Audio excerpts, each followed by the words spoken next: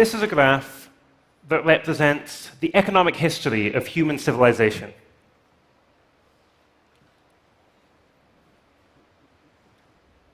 There's not much going on, is there? For the vast majority of human history, pretty much everyone lived on the equivalent of $1 per day, and not much changed.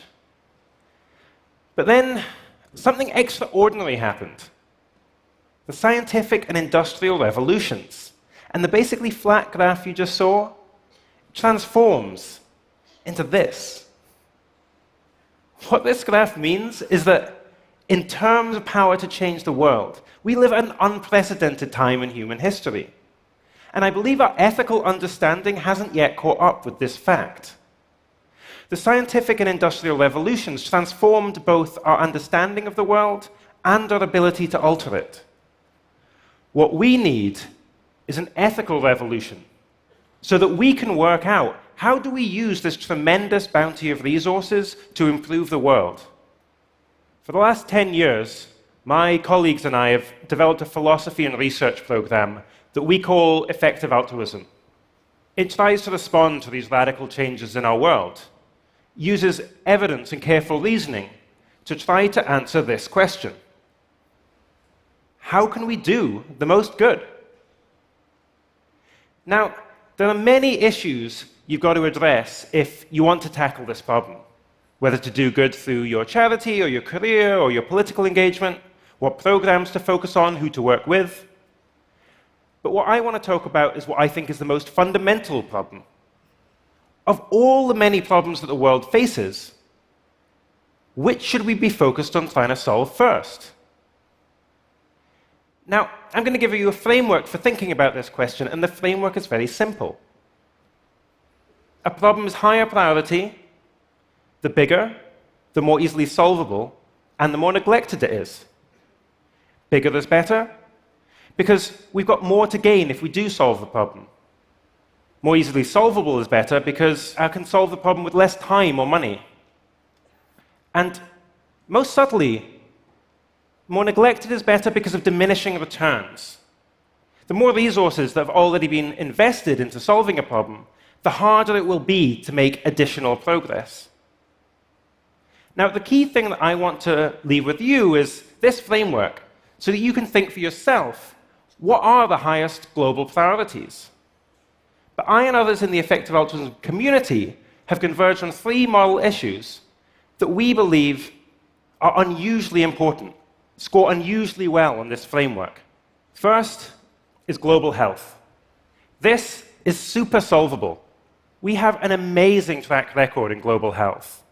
Rates of death from measles, malaria, diarrheal disease are down by over 70%. And in 1980, we eradicated smallpox. I estimate we thereby saved over 60 million lives. That's more lives saved than if we'd achieved world peace in that same time period.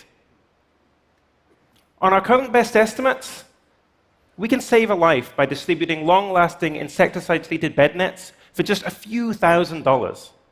This is an amazing opportunity. The second big priority is factory farming. This is super neglected. There are 50 billion land animals used every year for food.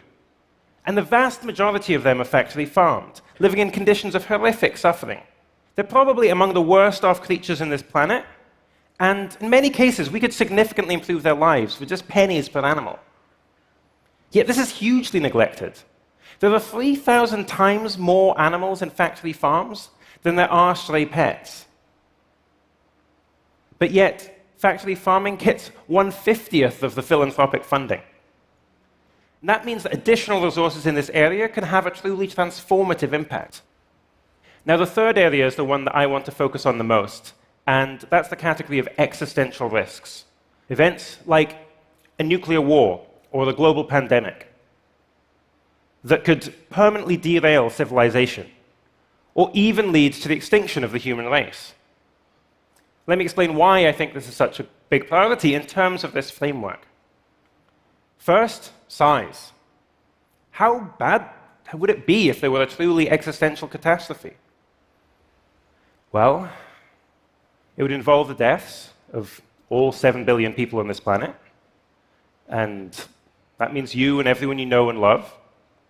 I mean, that's just a tragedy of unimaginable size. But then, what's more, it would also mean the curtailment of humanity's future potential. And I believe that humanity's potential is vast. The human race has been around for about 200,000 years. And if she lives as long as a typical mammalian species, she could last for about 2 million years. If the human race were a single individual, she would be just 10 years old today. And what's more, the human race isn't a typical mammalian species. There's no reason why, if we're careful, we should die off after only 2 million years. The Earth will remain habitable for 500 million years to come. And if someday we took to the stars, the civilization could continue for billions more. So I think the future is going to be really big. But is it going to be good? Is the human race even really worth preserving? Well, we hear all the time about how things have been getting worse. But I think that when we take the long run, things have been getting radically better. Here, for example, is life expectancy over time. Here's the proportion of people not living in extreme poverty. Here's the number of countries over time that have decriminalized homosexuality. Here's the number of countries over time that have become democratic. Then, when we look to the future, there could be so much more to gain again. We'll be so much richer, we can solve so many problems that are intractable today. So if this is kind of a graph of how humanity has progressed in terms of total human flourishing over time, well, this is what we would expect future progress to look like. It's vast. Here, for example, is where we'd expect no one to live in extreme poverty. Here is where we would expect everyone to be better off than the richest person alive today. Perhaps here is where we discover the fundamental natural laws that govern our world. Perhaps here is where we discover an entirely new form of art, a form of music that we currently lack the ears to hear. And this is just the next few thousand years. Once we think past that, well, we can't even imagine the heights that human accomplishment might reach. So the futures could be very big and it could be very good, but are there ways we could lose this value? And sadly, I think there are. The last 2 centuries brought tremendous technological progress, but they also brought the global risks from nuclear war and the possibility of extreme climate change. When we look to the coming centuries, we should expect to see the same pattern again. And we can see some radically powerful technologies on the horizon. Synthetic biology might give us the power to create viruses of unprecedented contagiousness and lethality. Geoengineering might give us the power to dramatically alter the Earth's climate. Artificial intelligence might give us the power to create intelligence agents with abilities greater than our own. Now, I'm not saying that any of these risks are particularly likely, but when there's so much at stake, even small probabilities matter a great deal. Imagine if you're getting on a plane and you're kind of nervous, and the pilot reassures you by saying, there's only a 1 in 1,000 chance of crashing. Don't worry. Would you feel reassured? For these reasons, I think that preserving the future of humanity is among the most important problems that we currently face. But let's keep using this framework. Is this problem neglected? And I think the answer is yes. And that's because problems that affect future generations are often hugely neglected. Why? Because future people don't participate in markets today. They don't have a vote. It's not like there's a lobby representing the interests of those born in 2300 AD. They don't get to influence the decisions we make today. They're voiceless. And that means we still spend a paltry amount on these issues. Nuclear non-proliferation, geoengineering, biorisk, artificial intelligence safety.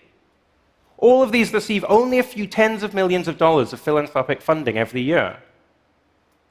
That's tiny compared to the $390 billion that's spent on US philanthropy in total. final aspect of our framework, then. Is this solvable? I believe it is. You can contribute with your money, your career, or your political engagement. With your money, you can support organizations that focus on these risks, like the Nuclear Threat Initiative, which campaigns to take nuclear weapons off hair-trigger alert, or the Blue Ribbon Panel, which develops policy to minimize the damage from natural and man-made pandemics, or the Center for Human Compatible AI that does technical research to ensure that AI systems are safe and reliable. With your political engagement, you can vote for candidates that care about these risks, and you can support greater international cooperation. And then with your career, there is so much that you can do. Of course, we need scientists and policymakers and organizational leaders, but just as importantly, we also need accountants and managers and assistants to work in these organizations that are tackling these problems. Now, the research program of effective altruism is still in its infancy, and there's still a huge amount that we don't know. But even with what we've learned so far, we can see that by thinking carefully and by focusing on those problems that are big, solvable, and neglected, we can make a truly tremendous difference to the world for thousands of years to come. Thank you.